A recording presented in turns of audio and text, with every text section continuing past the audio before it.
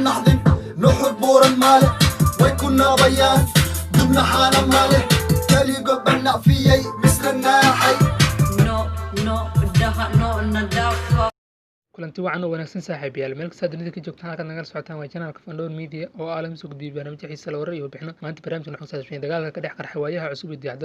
Dayaxdal xaaskiisa oo ka hadashay dagaalkan intaan u gudgalin barnaamijkeena fadlan markii ku horsatay channelkan soo booqato subscribe saar gambaleekana furo si kuu soo dhacaan waxyaalaha soo gelin markasta aan dad horno la jirno muuqaalkan laga saaro si shirkad asxaabtada aan u gudgalna barnaamijkeena waxaa saacadihii ugu dambeysay social media qabsatay hees lagu dhaleeceeynayo dawladda Soomaaliya heestan ayaa waxaa soo qaaday kooxda waayaha cusub kooxdan oo muddo ka maqnayd social media ayaa dib ugu soo laabtay waxayna soo qaadeen hees karbaash ah oo lagu karbaashay madaxda Soomaaliya heestan ayaa waxaa ka carooday Dayaxdal Nuurshe oo jawaab cad ka bixiyay sheegayna inuu hees u soo qaadi doono maalmaha soo socda balse waxaa arrintaas ka diiday oo ka carooday xaaska Dayaxdal Nuurshe waxa ayna sheegtay inay ka xun tahay oo san jirin jawaab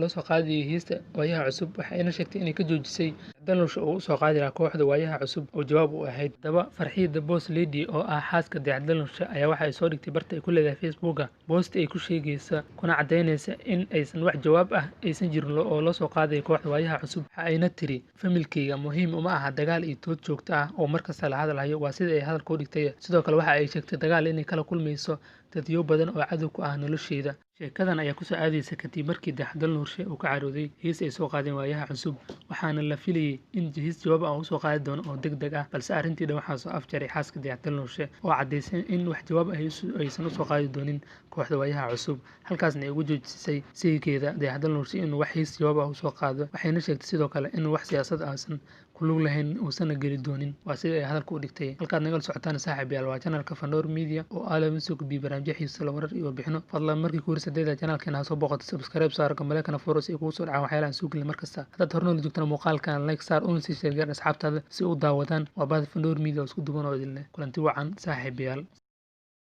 النحضن نحب بور المالك ويكون بيان دمنا حالا مالك كالي قبلنا فيي مثل الناحي no daha no nadafa